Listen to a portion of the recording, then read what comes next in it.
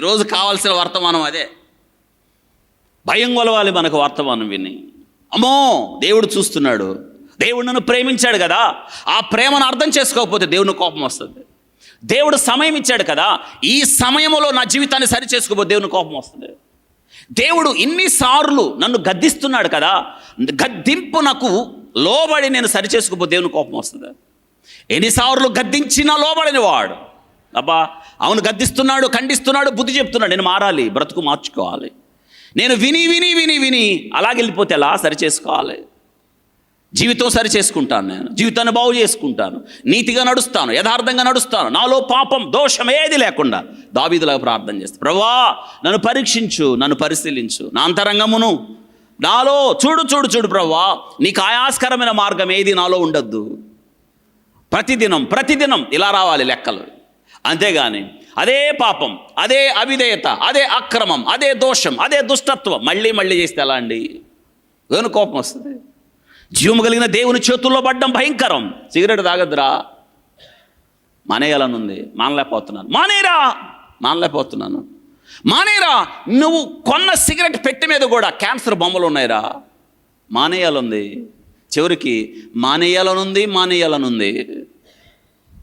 చివరికి క్యాన్సర్ వచ్చిన తర్వాత ఏడిస్తే ఏంటి ప్రయోజనం? వార్నింగ్ ఉంది, statutory warning, cigarette smoking is injurious. అవునండి, సిగరెట్ పెట్టి మీద క్యాన్సర్ వచ్చిద్దని బొమ్మలు ఉన్నా వార్నింగ్.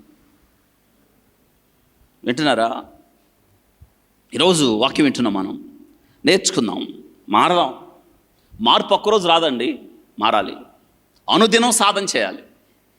ఒకే రోజు మనం కొండెక్కలేం కదా, కొండ ఎక్కటం నేర్చుకున్నాడు, ఇప్పుడు అలవాటు చేసుకోవాలి. భక్తి జీవితంలో శిఖరాగ్రం ఒకే రోజు ఎక్కడెక్కుతాం? నీవు ఎక్కాలి అన్న తీవ్రమైన తృష్ణ నీకు ఉండాలి, ఉంటే అయిద్ది. ఎందుకు అవదు? అవుతుంది. చాలామంది బైబిల్ చదవడానికి మాకు సమయం లేదండి, బుద్ధి లేని మాటలు. ఎందుకు ఉండదు? నీవు అన్నం తినేటప్పుడు అట్ట అనుకోవాలా, ఇష్టమైన కూర వండుకోవడానికి నువ్వు అట్ట అనుకోవాలా.